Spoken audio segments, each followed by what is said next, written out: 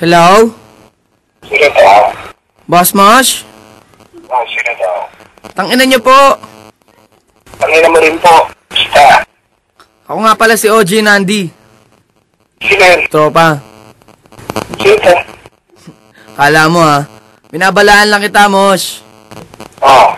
Kala mo di ko makakalimutan yung ginawa mo sa kapatid ko. Sino? Ano ka ba mo? Ha?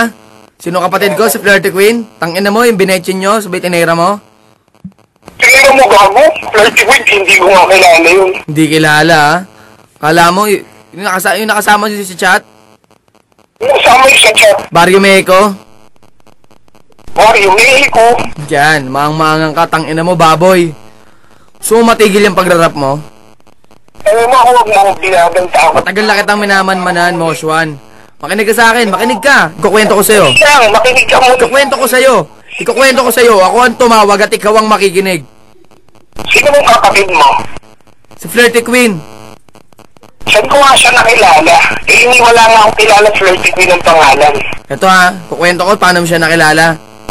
Sige. Nag-EB kayo dati sa SM Manila. Right? Hoy. Ang ina mo. Isisip ko SM Manila. Tapos? Nag-EB kayo sa SM Manila. Bumili ka ng ice cream. Pagbili mo ng ice cream, naglalakad ka nun. Nandun siya sa may bandang Shakey's nakaupo. Kinuha mo ang pangalan niya. Kasama ko yung girlfriend ko nun, bumili ako ice cream.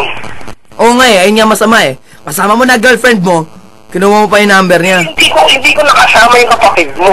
Hindi nakasama? Tangina mo pumunta sa amin, umiiyak. Hindi mo ba alam kung gaano kasakit sa amin yung ginawa mo? Hindi nawa ako. Alam mo, tol, sa totoo lang, dumadayo ka dito sa lugar namin, tinitignan ka lang namin. Hindi ka nagagalaw o napapagtripan. Saan ba yung lugar mo? Taga rito ako.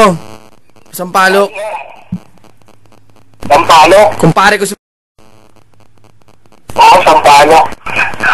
Ano nangyari? Sabihin mo nga sa ikwento mo nga sa akin. Kwento ko sa'yo ha. Ganto.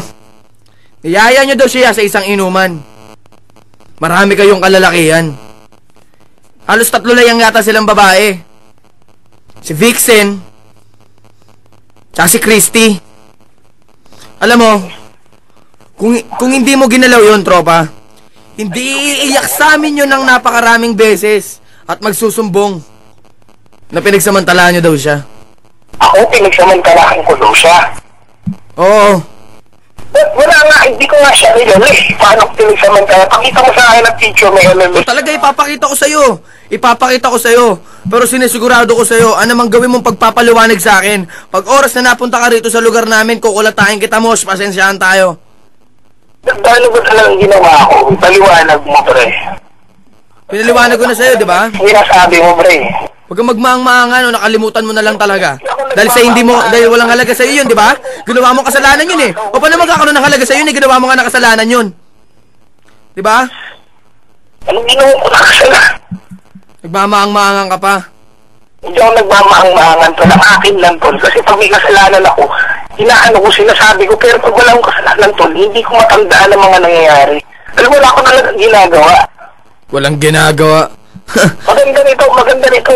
Maganda nito, pare. Pakausap mo siya sa akin, mag-uusap mo. Ito, tanong ko kung sino talaga.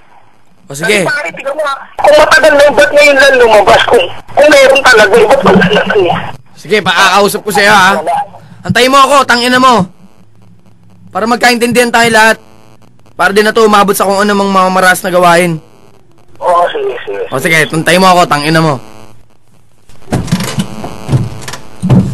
Hello? Hello? Hello? Hello? Sino to?